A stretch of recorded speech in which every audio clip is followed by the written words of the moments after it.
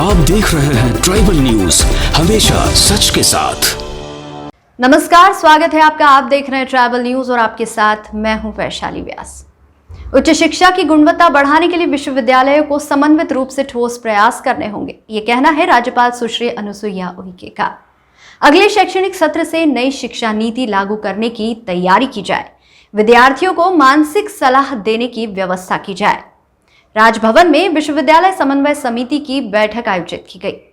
राज्यपाल सुश्री अनुसुईया उइके की अध्यक्षता में आज राजभवन के कॉन्फ्रेंस हॉल में विश्वविद्यालय समन्वय समिति की 27वीं बैठक आयोजित की गई।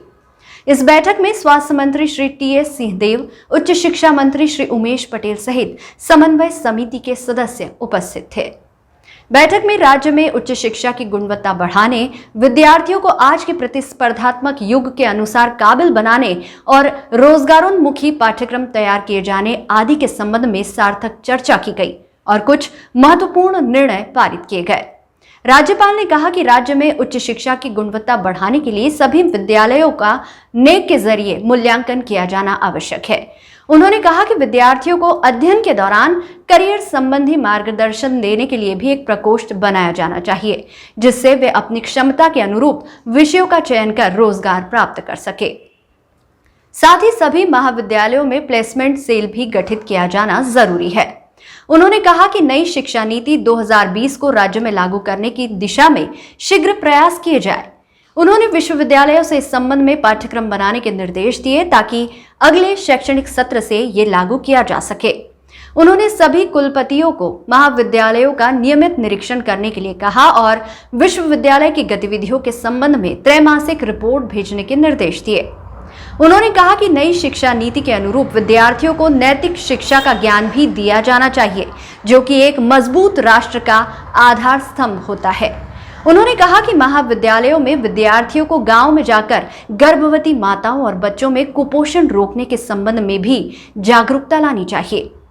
स्वास्थ्य एवं पंचायत ग्रामीण विकास मंत्री श्री टी.एस. सिंहदेव ने कहा कि विश्वविद्यालय अपने विद्यार्थियों के जरिए आसपास के गांव में जाकर उनकी स्वास्थ्य संबंधी विषयों पर जागरूकता लाए। इसके लिए कुछ विश्वविद्यालयों ने गांव गोद भी लिए हैं, जहां एनएसएस के विद्यार्थी जाकर स्वास्थ्य विभाग की टीम को शिविर लगाने के लिए सहायता करते हैं। बैठक में विश्वविद्यालयों में बजट, शिक्षा गुणवत्ता हेतु पाठ्य पुस्तकों के अध्ययन को प्रोत्साहन, राजकीय उच्च शिक्षण संस्थानों के ई-गवर्नेंस पर विचार, राष्ट्रीय शिक्षा नीति 2020 लागू करने के संबंध में चर्चा के पश्चात सहमति व्यक्त की गई।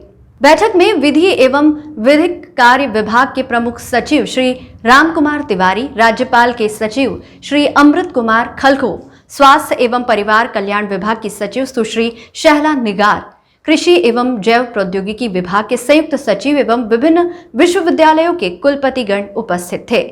नई शिक्षा नीति को लेकर मैंने पहले भी लेटर भेजा था कि दूसरे अन्य प्रदेशों में, देश में नई शिक्षा नीति के संदर्भ में वहाँ सिलेबस बन गया है।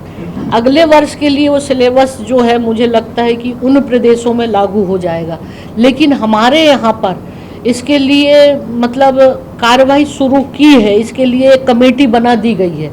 तो इसमें निश्चित रूप से आज नैतिक मूल्य से आधारित शिक्षा नीति, क्योंकि ये जो इसमें ये सारा संदर्भ दिया है 2020 की जो शिक्षा नीति में रोजगार उन्मूलक शिक्षा, कौशल विकास से संबंधित बहुत सारी चीज़ें, आध्यात्मिक मतलब तमाम सारी चीज़ों को लेकर एक नई जो शिक्षा नीति में सारे विषयों को समन्वय करने के लिए एक कमेटी बनाई गई है और वो जल्दी से जल्दी सारे विश्वविद्यालय स्तर पर हर वो अपनी जिम्मेदारी देकर कि उन विषयों को किस तरह का वो सिलेबस बनाएंगे, क्योंकि विषय बहुत सारे अलग अलग।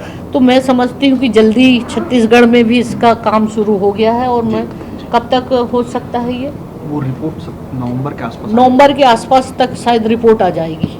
और यहाँ भी अगले वर्ष में, इस साल तो नहीं हो पाएगा, मगर 2022 के सत्र में नए सिलेबस के साथ 2020 की शिक्षा नीति अपने छत्तीसगढ़ प्रदेश में भी महाविद्यालय और विश्वविद्यालय में लागू हो जाएगी। हमने इसके लिए कहा कि आप महाविद्यालय स्तर पर भी एक काउंसलिंग की व्यवस्था किया जाए, क्योंकि बहुत सारा डिप्रेशन बच्चों में हो गया है। तो उस लेवल पर भी उनकी काउंसलिंग करके और उनका मनोवैज्ञानिक तरीके से उनका काउंसलिंग करे जाए, ताकि उसके दिमाग में जो डिप्रेशन और बहुत सारी चीज़ें छूट गई है तो उससे वो बच्चे छात्र के दिमाग मतलब को ठीक किया जा सकता है उसको। मतलब इस तरह की व्यवस्था महाविद्यालय स्तर पर मैंने इस बात को कहा है कि इस तरह का जो है व्यवस्था होनी चाहिए, ताकि बच्चों को जो है ना, इसमें मैंने एक बात कही है,